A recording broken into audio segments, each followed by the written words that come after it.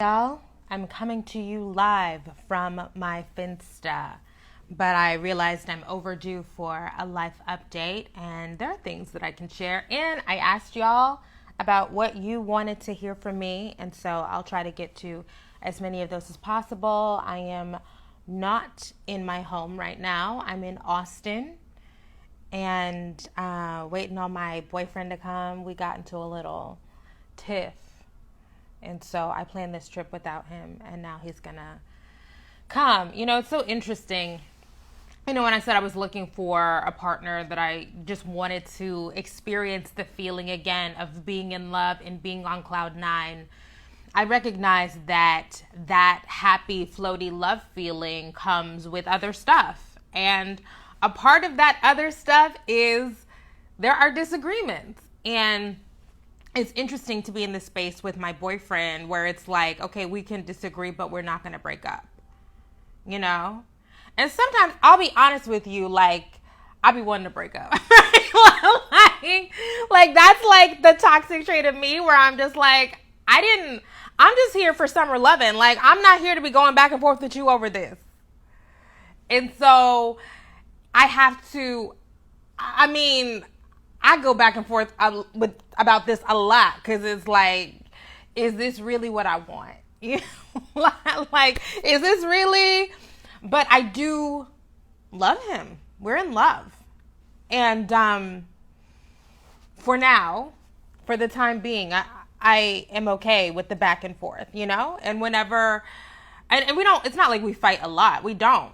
But for me, any arguing is a lot because it's like, that's not what I signed up for. I signed up for good times. Okay. But anyways, still in love, still in this relationship. It's 90% great. 90% really good and fun and happy, floaty love feelings. And I'm so glad that I have somebody to do this with. And I'm glad that I have somebody to walk down the street holding hands with, and somebody who genuinely cares about my well-being and who I know would genuinely do 98% of the shit that I asked him to do, which is a very high percentage. It's that 2% that I'm like, why aren't you doing that 2%? What's wrong? But yeah, and then 5% like, you're kind of annoying me right now. And then the other 5% is like, oh, gender. Like the other 5% is like, oh, like work. Or even my boyfriend is from Mississippi and he's in his 40s. And in some ways he's incredibly progressive, particularly around gender roles stuff and the homophobia stuff. But in other ways, he's very like middle-aged black man from Mississippi, particularly around stuff like going to the doctor. I just randomly, offhandedly was like, when's the last time you went to the doctor? And he was like, oh no, 2018, 2019. What? Like, why? So, now I'm like, it's not like you're 21. You're in your 40s. I just feel like this is the time to be proactive. Oh, let me make sure. This is the time to be proactive about taking care of and especially if you have the means, like I had to say to him, it is an enormous privilege to have great health insurance, which he does, and to be able to have the means to go to the doctor and get checkups and get blood work done. Like, I think that as black folks in particular, as Southern black folks in particular, like, I recognize that, my grandparents and like older, like they just couldn't. Sometimes, do you ever ask your elders about conversations about what it was like? I always, like, during segregation, right? Like, my grandma had 9 children that lived, surviving children, but I think in total she had 11 children because 2 of her children died. And, like, really ask them questions about going to the doctor, going to the hospital, like, during segregation. Like, that shit is fucking wild. So anyways, obviously the medical establishment still has enormous structural racism issues. And my father, who is from Alabama, was very, very scared to go to the doctor. And he died of a very aggressive brain tumor. There's nothing that he would have been able to do to prevent that. I mean, it's just, it's the same thing that killed Joe Biden's son. So with regard to like glioblastoma, access to medical care doesn't really change outcomes, but he probably would have gotten an earlier diagnosis and really probably would have been able to put more things in place if he had not ignored symptoms for so long and gotten some health care. So I'm really, really very serious about that. And so now I've gotten into the, traditional Black woman gender role of, you need to go to the doctor. Are you making a doctor's appointment? Let me know. So that's a very traditional gender roles thing that we have fallen into, where it's like, are you going to go? Come on. Like, you got to go. Like, I'm definitely that Black woman with her Black male partner now. And that's fine. I don't really have a problem with that. But speaking of my dad, I was riding with my boyfriend in his car and it was Juneteenth. Literally, it was Juneteenth, and he was talking to me about what normally happens where he's from on Juneteenth. And he said something, and I just said to him, like, oh my God, like, you're my dad. He is so my dad. And I am not super touchy-feely woo-woo person. I'm not that. But it is so strange to me how similar he is to my father. It is fucking like weird as fuck. And I said that to him and he's like, oh, that's weird. And I'm like, yeah, it is weird. It is weird. I mean, even from the way that they speak, they have the same kind of accent. My father was from Central Alabama. Just the way that they are now. My father was very conservative. Very conservative. So that's a for real difference. Politically, when I was a child, we used to argue about, like, what are you saying? This doesn't make sense. But in so many other ways, in his mannerisms and the way that he moves through the world, and it's just like, oh, fuck. I done fell in love with my daddy. That is so fucking weird. It's weird as fuck, It's like, of all the people in the world that you could have sought out, you were drawn to this man. Fucking weird. Life is weird. Being in love does still take up a lot of time. I am still trying to figure out the time balance, and I do think that we've recently just had our first arguments about things, because I think that like intoxication feeling is wearing off, right? Like, I love to be around him, I wish he was, he's coming down right now, but like, I love to be around him, when we're good, which is good 96% of the time. It's just like so good and just the best thing in the world.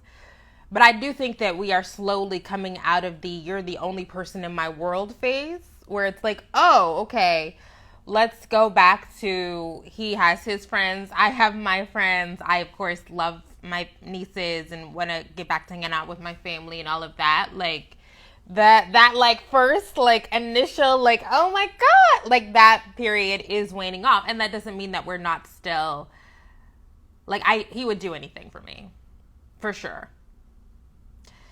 I can't say the same. I can't, and he knows I can't say the same about him. And I have to go back and forth about, like, is that boundaries? Is that fair? Is it whatever? But that's just my truth. I do have very clear, hard boundaries about, like, what's going to happen here. Oh, gosh. You know how I wanted to say, I have to be honest, right? I do feel softer with my partner. I've always been a sensitive, soft I was a soft, sensitive black girl, and I grew up to be a soft, sensitive black woman. But, you know, when I was a kid, I didn't grow up, my mom is not soft, what I would describe as soft, and my sister is not what I would describe as soft. And so I always felt so alienated and lonely in my home because I was so soft and sensitive, and I cry all the time. I still cry all the time. And I'm able to be that with my friends, even though sometimes I feel self-conscious about it because I don't want to be a burden. Like, that's something that you learn if you are soft and sensitive, that like when people don't respond well to your displaying emotion, like you learn to internalize the displaying emotion as being burdensome or being embarrassing. And so I've had to fight through that with my friends in particular. And during the pandemic, I feel like a lot of us have had to break down that stuff because it's like, girl, all we got is each other, like in this weekly Zoom call where we can talk. So we might as well just be open. And I definitely feel with my boyfriend, he has I wouldn't say never ending, but he does give me more space than I can remember having to be soft Kim and just to be like a big baby. I have big baby energy. I am that. And that's definitely something that adheres to like the traditional gender role of, but on the other hand, right? He's also said to me, I tell you things that I don't tell anybody else, or I'm able to be a person here that I'm not able to be anywhere else. And that is particularly a thing with men. You know, at least with my friends, I'm able to just be like, do I need to pan this down a little? There's a lot of headspace. Okay. Oh gosh, is it gonna? All right. At least with my female friends, I'm able to be like, sad and go through things and cry, and even if I feel self-conscious about it because I've internalized all these ideas about it's not, you know, like it's embarrassing and be strong and stiff upper lip and all that, they're not going to ridicule me for that. They're not. In fact, they want more. You know, we want more openness and kindness and softness from each other. Men don't have those spaces. Most men, I will say, particularly cis het men, don't have that. I mean, he's literally said to me things where it's like, oh, if I said this to my oldest friend, a friend that he's had since he was in 10th grade, like, he would make fun of me or he would laugh at me. And I'm like, oh, God, y'all are struggling. Y'all are really struggling. Like, so, you know, that's something else that I've been working through. I have a note about jealousy and Juneteenth.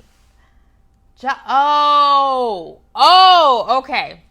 So Juneteenth was last weekend, and whenever I'm in crowds of huge black people, a person will notice me. I'm not famous, so it's not like I'm not Beyonce, right? But I can count on, if there's 100 black people, like one of them will notice me. And so will recognize me, but not by my real name. They say, hey, are you for Harriet? And it's like, yeah, okay, fine.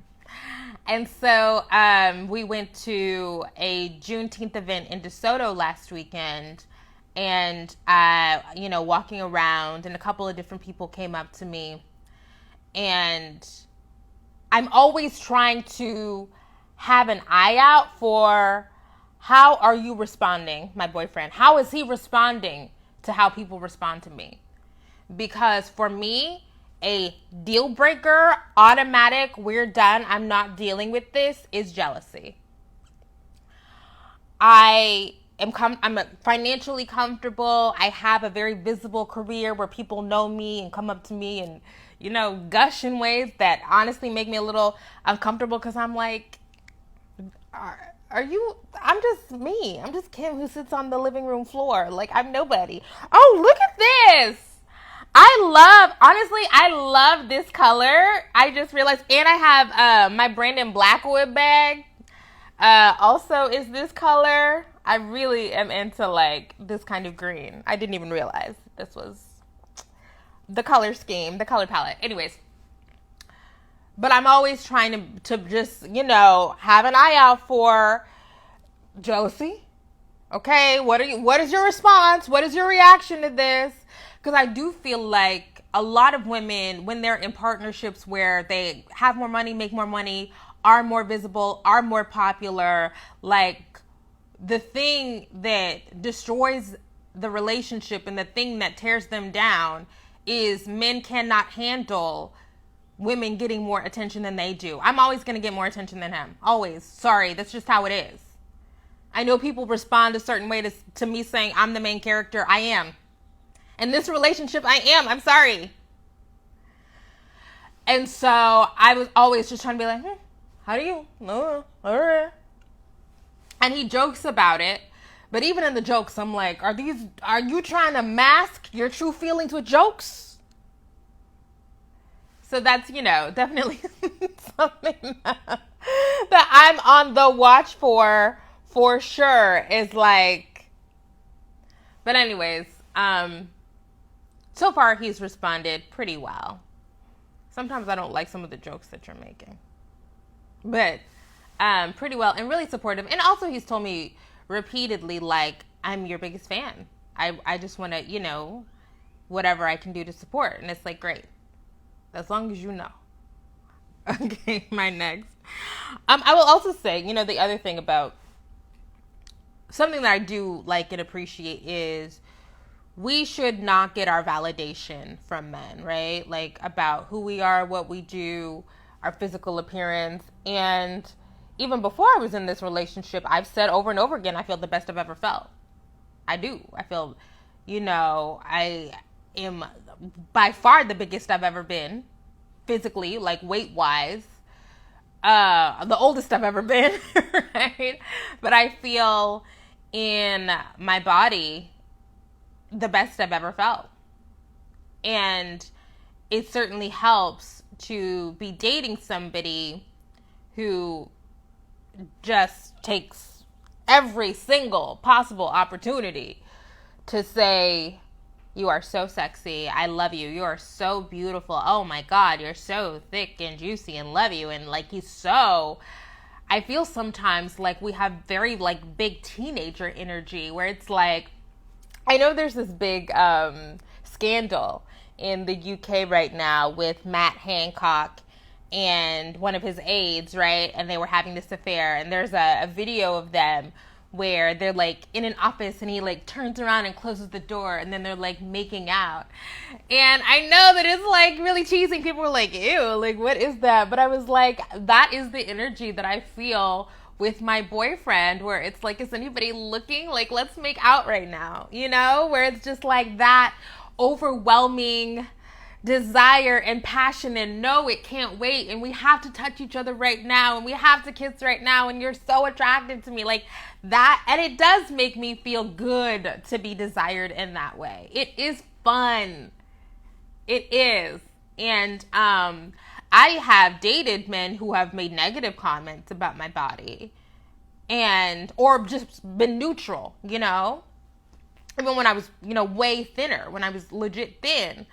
And so now to have the experience of somebody just being like, you are the best. And even, the Botox on my face is wearing off. The fact that this is moving right here, it's wearing off. But I'm about to get re-Botoxed next week, the week after next. And he's been like, oh my gosh, since I met you, I can see that your face is looking different, but I love this face. Like, I love this face. Like, why would you want to do anything to this face? And I'm like, I get it, and I appreciate you, but I'm going to get the Botox again. But he's like, I love it, you can. I loved it. I like just so enthusiastically positive about everything. And it's not just that he's a man. It's just that he's the person that who probably sees my face the most and who sees my body the most.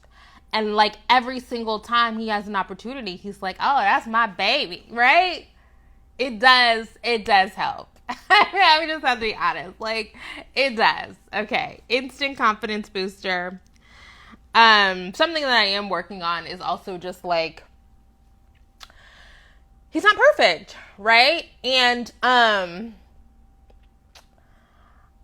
have to make a decision about allowing people to be imperfect, because sometimes it's like, you're wasting my fucking, this is a waste of my fucking time. Do you know what I could be doing right now? This is me talking, you know, in my mind about him when he does something that I don't like, but it's also just like, it's risk and reward. Like, that is what being in a relationship is. It's risk and reward. Yes, it's risky to be engaging so much with someone so deeply and know that they're imperfect and know that they're a man, you know, and that they're going to do things that I don't like. But am I willing to offer the space for him to do things that I don't 100% like, make mistakes, and then allow him like back into the fold? And by mistake, I mean, and I'm talking about such minor shit, you know, just like a comment that I don't like, minor shit. But also, and like, this is also something that I'm trying to be really cognizant of, is as cognizant as I am of the fact that, you know, cishet men are horrible and imperfect. I am imperfect.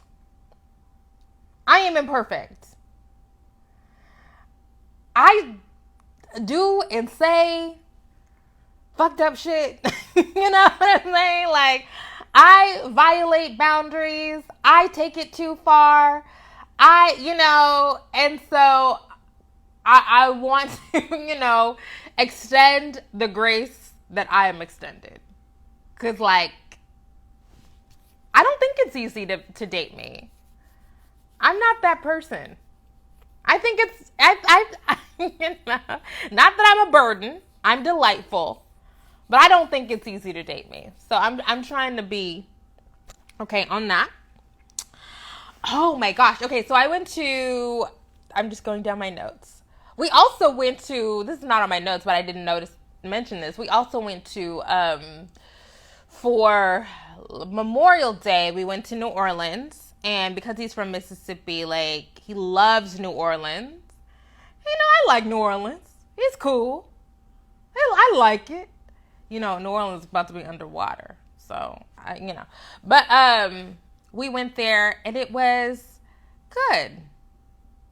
It was a good trip. It wasn't a spectacular trip, because I'm going to be honest with you. I like New Orleans. I like the vibe of New Orleans a lot. It's hot. It's humid. I don't like Bourbon Street. I don't like it. I don't like a lot of that touristy shit in New Orleans, where it's just like, people, it's hot in the streets, and it's a lot of people, and they're drunk, and they're yelling, and it's loud. I don't know. And it's dirty. I did not. It was fine. But that's not my ideal vacation at all. But the food was great. And there were so many great, like, Black owned restaurants and businesses that we were able to go to. I love that I was able to support and be out there. I love just being able to see so many Black people. That was fun. But New Orleans itself, maybe it's just the side that I saw. It wasn't my fave. Okay, dinner party. So I went to a pre-Juneteenth, the day before Juneteenth, which is for Harry's birthday, dinner party at the home of this, like, couple in Fort Worth. You know, something I have really learned since moving back to Dallas is, they call it DFW, but Dallas and Fort Worth are so different. They're so different. Like, completely different social scenes and economies and just different vibes. In fact, my new, I'm not going to go to North Park anymore. I'm going to go to this like little shopping mall in Fort Worth that has all the nice stores, because it's just so chill in Fort Worth. But anyways, so I met a bougie internet friend, and her name is Jonica, and she's just like world travel, like, whatever. And she's from Fort Worth, and she invited me to this little dinner party at the house of this couple. They're both retired dentists. It was the house was gorgeous, first of all. Like, gorgeous. Filled with, they've been married for 45 years. They've been together for 48 years. They were from actually New Orleans, and then their stuff got wiped out by Katrina. So then they moved to Fort Worth. Like, huge, like fucking 20-foot ceilings, black artists everywhere. It was just so beautiful. And there was all these different kinds of couples, older couples, like a younger-ish couple, younger women. And my boyfriend was supposed to go, but he couldn't go. And it was just it just reminded me that, like, I am an introvert, for real. I need alone time. And that's actually why, despite the fact that, like, I kind of came here because I was mad at my boyfriend, I'm actually glad that I have had this day where it's just like me being alone, like not having him in my grill, just remembering what it's like to just be like a woman out in the world, not, glued to, like, a man. Even last night I was sitting out on the balcony and just being like, oh my God, I'm just so thankful to, like, be here in this time and space. But anyways, so I was surrounded on all sides by couples, and it made me think of a couple of things. First of all, I was sitting right next to the hosts, and they've been married for 45 years, and just the rapport that they have, it was just the jokes that they had and the memories that they were sharing about raising kids and growing their dental practices. And I was like, wow, how fun and rare it is to be able to literally share like a lifetime's worth of memories with somebody. It really made me truly, for the first time, and this could just be my, in love brain, really just being like, oh, okay, so that's the value of building a life with somebody and going through the ups and downs and the hurdles so that you can, if it's happy, right? If everybody is content, so that you can sit 48 years later and stare lovingly and giggle at jokes. And it was just I was like, oh, okay. For the first time, truly, I've been like, oh, okay. I get that. And to watch the other couples talk, I was like, oh, okay. I get that. And then, there was another, also, okay, so the other thing that I thought was really interesting is, it was so fascinating to me that my boyfriend couldn't come, but like there was like 3 or 4 other young black, beautiful, well dressed, like gorgeous, tall. I'm like this. I'm by far the shortest person anywhere I go, like by far. I was like, oh my God, everybody's a model. No, actually, Jonica is short too. Black women do not be partnered. Young black women under 40 do not be partnered.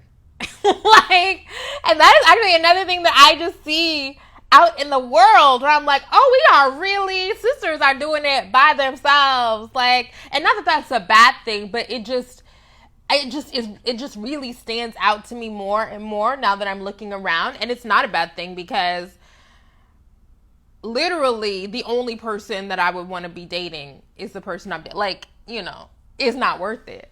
But it's just so interesting to see these older couples, it's like, and I was sitting across from a woman who just got engaged, and according to my math, she's 44, 45, and she's getting married for the first time, and she was with her fiance, and he's in his, I would say, late 40s, early 50s, and he's been married and has an adult child. And it's like, oh, okay. So when like Upwardly Mobile, because it was bougie. Okay, you know it's bougie if I'm saying it's bougie. Because I was like, oh, I might not be bougie enough to be here. Oh, I need to be on my P's and Q's because these are next level. Like, it was that kind of bougie, okay? If Kimberly is like, oh, let me make sure I'm using the right fork right now. You know. So anyways, there's just like, black upper class black people, black women in particular, are single. Yeah, until you get to a certain age, for sure. All right. Oh, okay. So years ago, this is like more relation. This is more heterosexuality talk. Okay. So years ago, I started talking to this man, and he's like a semi-prominent poet. Well, he started talking to me. And we were going back and forth about, and at one point it was winter time, and he wanted me to like fly. He's from Chicago, and he wanted me to like fly, and I was like, it's winter. I'm not flying to Chicago in the winter. So we never were able to really link up, and even the rapport wasn't perfect. We had some strained phone conversations, but whatever. And at one point I was like, so what do you think that this is going to be? And he was like, oh, I'm talking to somebody else too. And I was like, okay, well, you should just date her. Because that's how Kimberly rolls. He was like, oh, I'm talking to somebody else and I really like her too. And I was like, then you should just date her. And he did. And they've been together since then. This was like in 2018. And now they're getting engaged. And we're still Facebook friends and stuff. And of course, I commented congratulations and all of this stuff. But it really just made me think of how, like, everything does timing, not to be too woo-woo about it, but there is, like, divine, like, cosmic order and cosmic timing, because what if he had been like, oh, yeah, I only want to date you, and then we would have dated, and it's like, but first of all, I wasn't even in a state to be in a serious relationship at that time, but maybe I would have. But all of the stuff that I've been able to do and get together and learn over the last 3 years is what makes me in 2021 a good and suitable partner and able to balance the responsibilities of partnerships so well. And if I had done that with him then, like, it wouldn't have been, I probably wouldn't be here, like, in the best time of my life. And he probably would have missed out on his soulmate. And I really do believe that they're soulmates. And it's just like, like, rejection is good, Like, obviously it hurts and it's painful and all of that. But I'm just like, it really just reaffirmed for me that, like, when things are right, you find the people you're supposed to find in the time you're supposed to find them. Anyways, I was just going through their like beautiful engagement pictures, and I didn't feel not 1 ounce of jealousy, not 1 ounce of I wonder what could have been, not 1 ounce of it should have been me, not 1 ounce of it at all. I really just felt like I'm so happy that, like, it turned out the way that they turned out.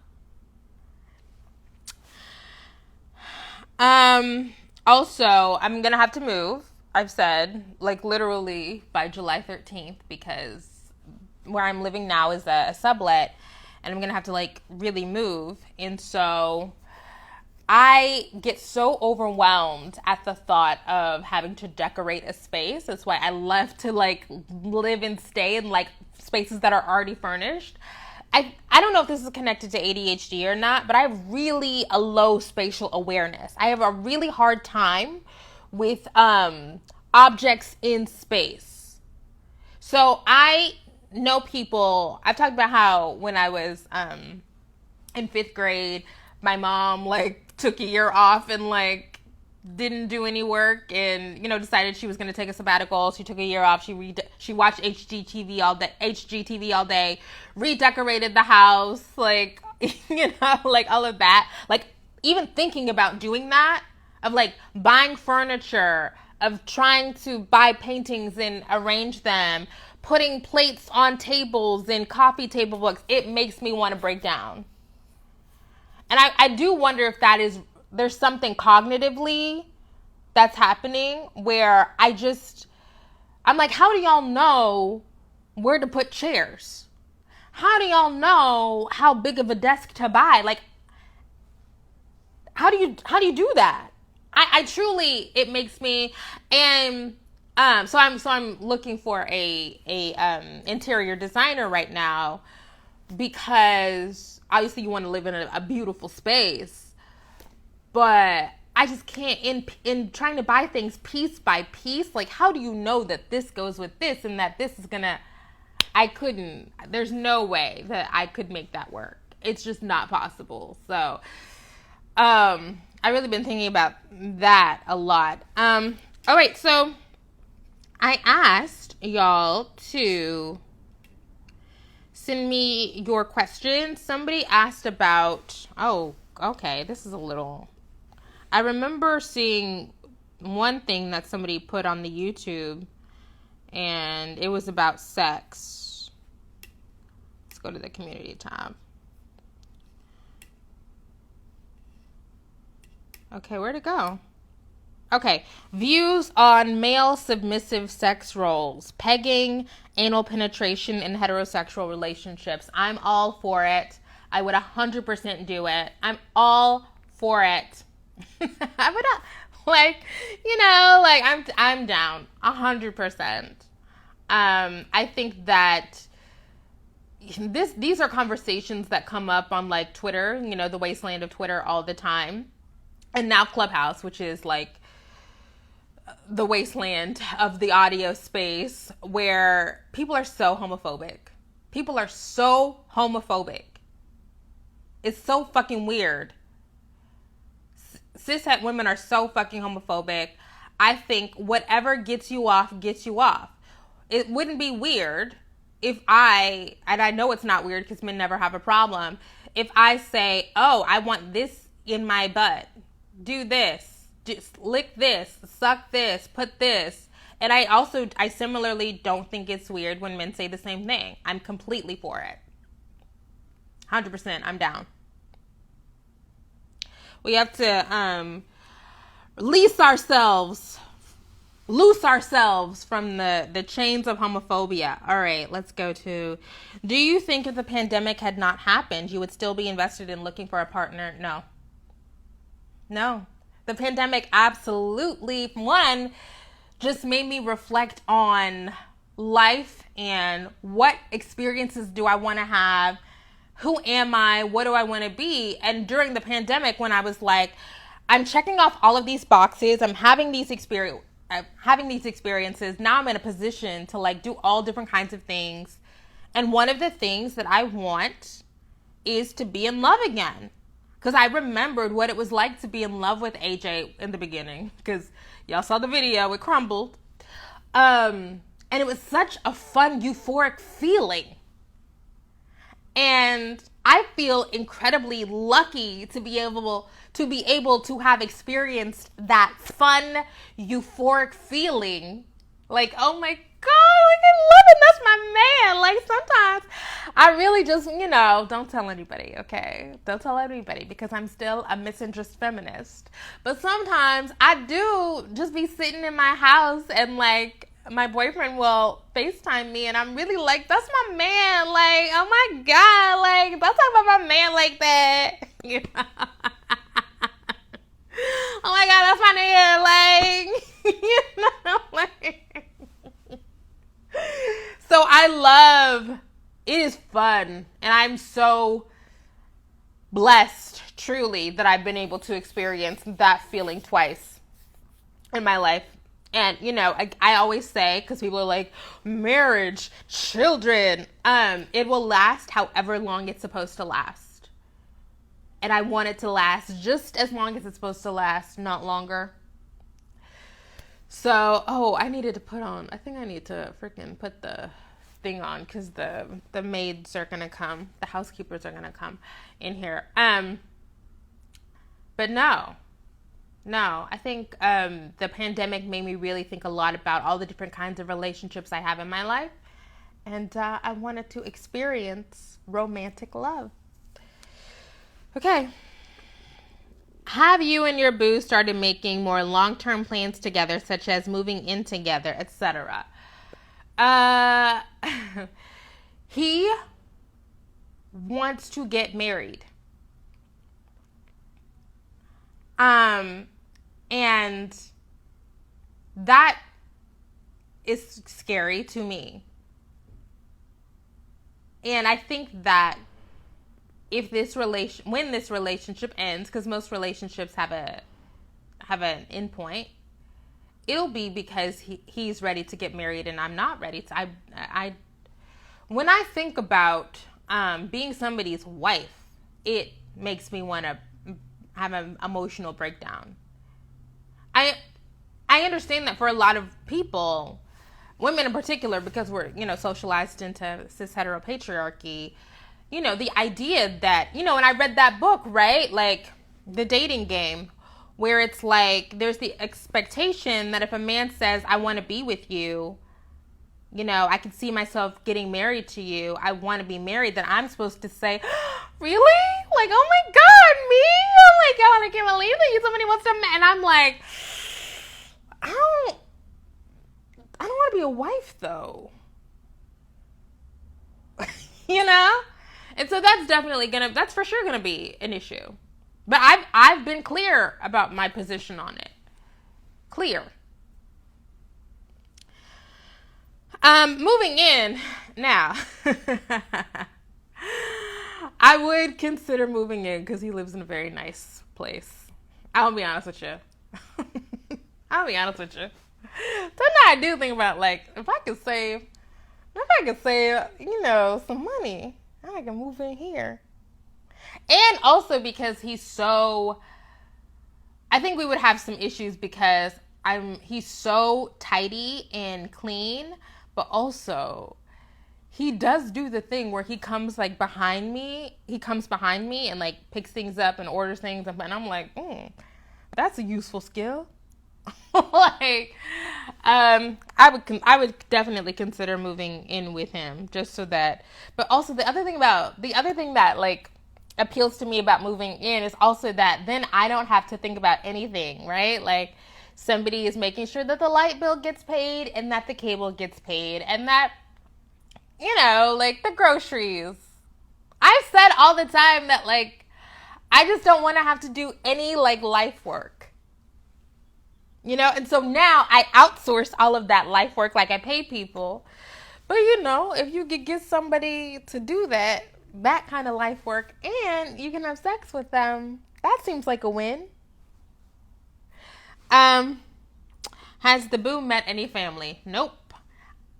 I think he might. For July 4th, we were either going to drive or I don't know what he was planning, but go see his family in Mississippi. But I'm not sure if he still wants to do that. So if we don't do that, then he will come to Oklahoma with me and meet people. Could you share some funny stories from your past? I would have to think of fun stories to share from my past. I'm not sure. I mean, I have so many stories. I mean, I can't just think of a story off the top of my head. I can't. What has been going on between you and your man? I mean, we mentioned we got in a fight. What do we even... I'm really trying to figure out what we... Okay, the last argument we got into was about... Oh, okay. What it was...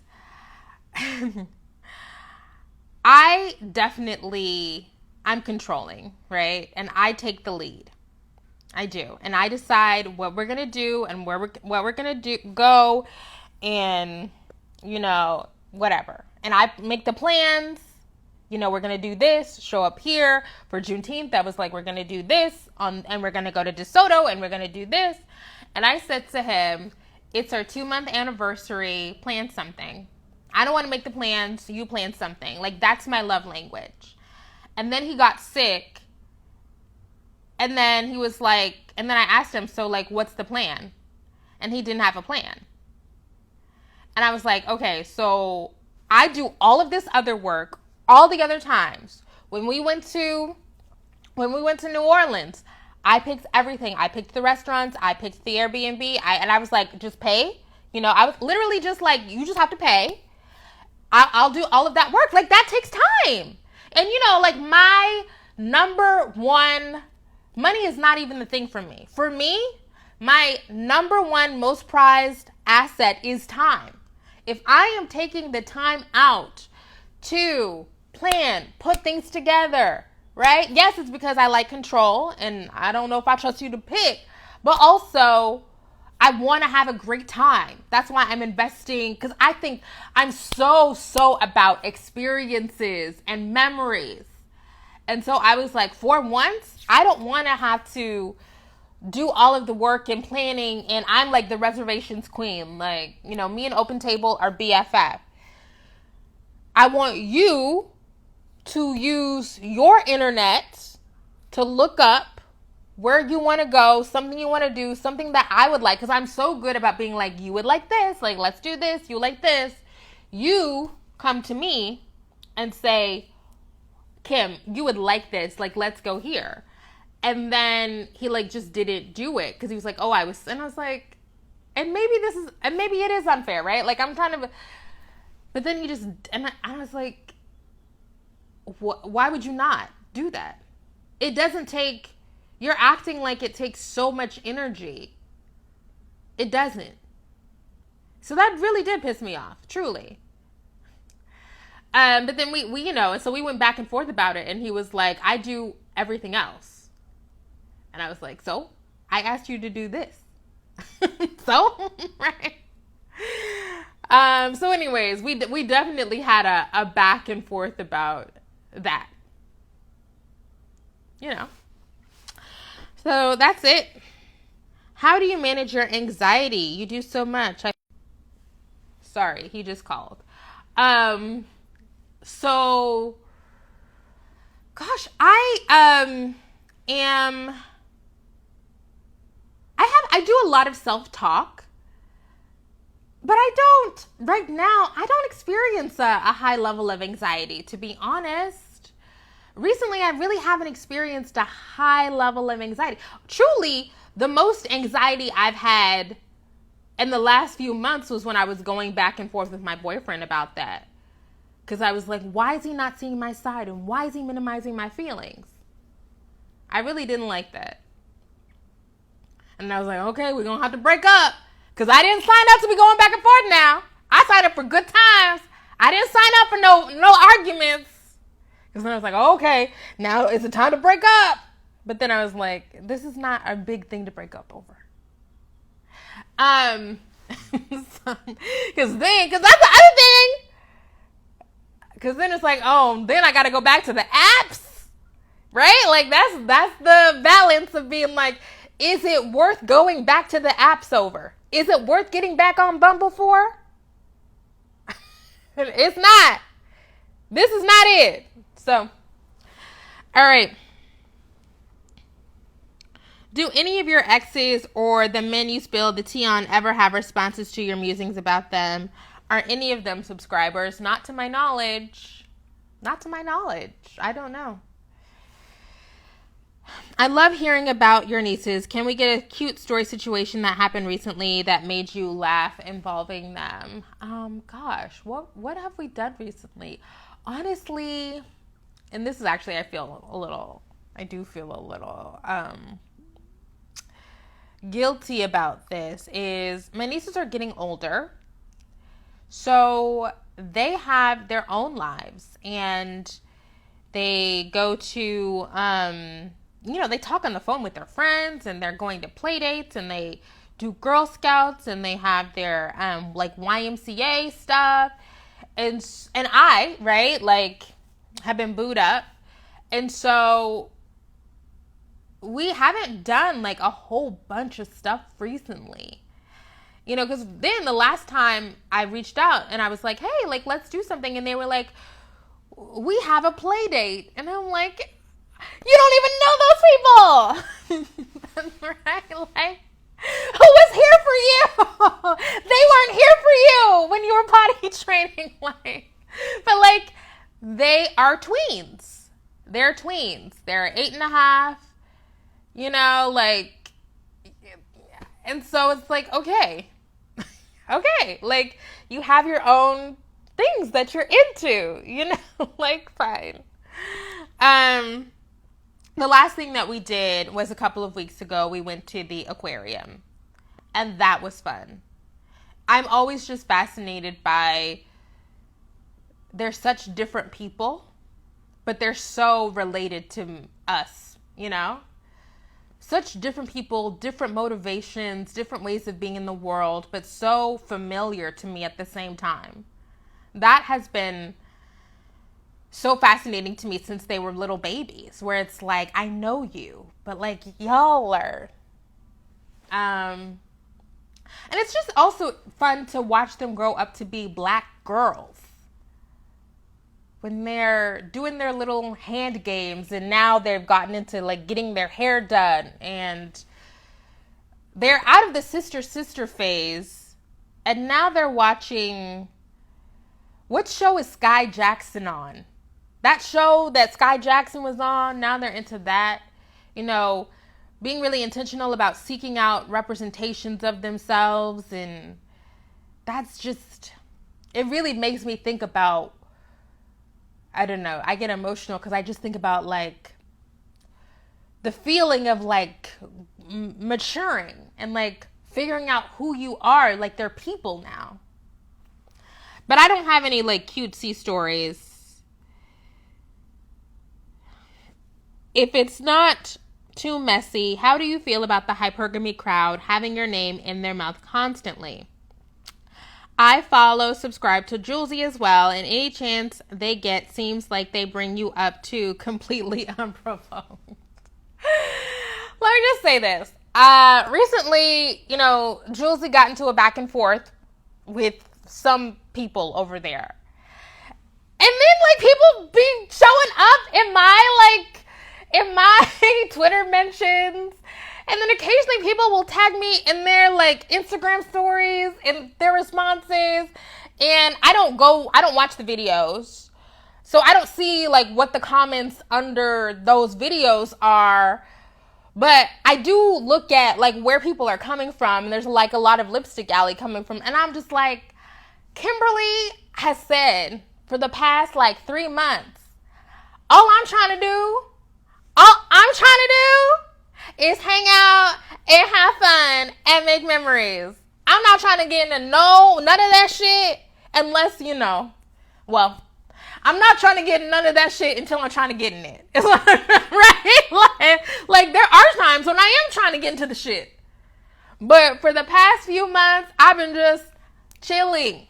Okay? I'm living my best life. I ain't going back and forth with you niggas. Like, that's me. And so it's so funny. It's so funny when, you know, Julesy gets into some shit and then people try to drag me into it. It's like, why am I in it? Like, it's okay, right? Like, sometimes I want the smoke. Sometimes I seek out the smoke. Sometimes I intentionally go back and forth with people. That ain't the case. So just wait. Like, I really feel like you have to let people earn their draggings. And I get that because people feel like Julesy and I occupy similar space and we have similar politics, that we're all going to be lumped together. It is what it is. But it has been so strange where I'm like, I done booed up under this nigga for 2 months. Like, I don't have nothing for you. I don't have nothing for you. You know? And I barely posted on the For Harriet channel. But anyways, I deeply still empathize with Julesy because it's very difficult when those people set their sights on you. It's very difficult to ignore because it's overwhelming and it's so pointed and it's so nasty. And, you know, because it's Black women, so you have to use your brain to think, okay, how much of this is legitimate critique, how much of this is hating ass haters, how much of this is people who are 100% committed to misunderstanding me or misrepresenting me. Like, that's the other tricky thing about even engaging in dialogue with some of those people, where it's like any dialogue that you try to engage in good faith is going to be twisted and thrown back at you, and they're going to use the same talking points about, well, they can't use broke anymore, but and that's the other thing, right? Like, some of that ammo has been taken away from them, right? It's so interesting how those comments change because now I have a boyfriend and I'm clearly not broke, right? So it used to be you're bitter and you're lonely and you're single and you're broke. And now it's like, oh, she switched up because she got a man. You're a hypocrite. Or capitalist. Oh, you're not anti-capitalist now. When it's like, but last week you was calling me lonely and broke. Like, that's the shit. Like, and that's why. Oh, sorry, I know I'm yelling, but that's why you cannot engage with them. Because there's no way that I'm showing up and living where they're gonna be like, yeah, good point. However you show up, they're going to use that as ammunition. It don't matter. So, anyways, it is what it is. I completely agree with Julesy in saying that there are people who are not worth engaging with. Like, I'm trying to have a real career, like, do real stuff, set myself up to be able to flourish in 5 years, 10 years, 15 years, where I can talk to whoever I want to talk to, do whatever I want to do. I'm not going to get that by going back and forth with those people. It don't make sense. Like, and, the other thing about the views stuff is, yes, some of those channels get tons and tons of views, but it's still shitty content. You know what I'm saying? Like, it's not. Okay, here's what I'll say. It's not the kind of content that I would want to be known for. That's what I will say. Y'all can make whatever decisions or have any discussion about quality that you want. But I find it to be very strange, when people come at Julesy in particular, like, oh, like, you don't even get any views, when it's like, but Julesy has a real career. Like, and it's getting into spaces that y'all would never be able to get into because she makes quality content. Like, look, as somebody who's been doing this for 11 years, if y'all think the YouTube shit's gonna last forever, if y'all think that being able to make quick videos exploiting headlines and hot topics and exploiting Black women's pain, if y'all think that shit's gonna be lucrative forever, you're wrong. It's not. So what's the next step? Anyways, I've gone on this for too long. We're gonna have to move on. I was wondering if growing up in mostly white schools and neighborhoods may have influenced your decision to start for Harriet and make space for Black women. If so, can you tell us a bit about that? Maybe. So I decided to be an African American Studies major freshman year in college. And so really for Harriet came out of being in African American Studies classes and noticing and becoming also a feminist, but noticing that so much of the conversation was centered in and prioritized Black men.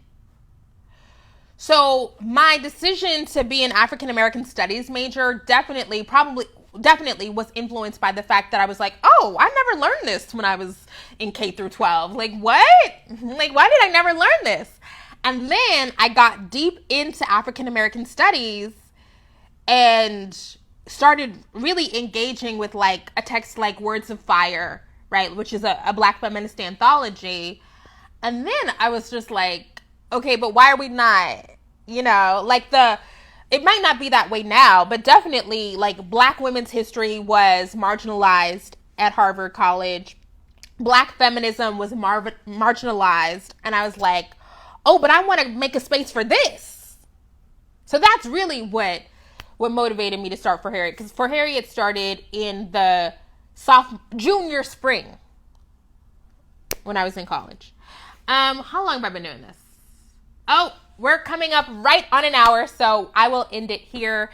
Thank you guys so much for being a subscriber or being a patron. I appreciate you. I will talk to you later. Bye. Oh, having trouble. Bye.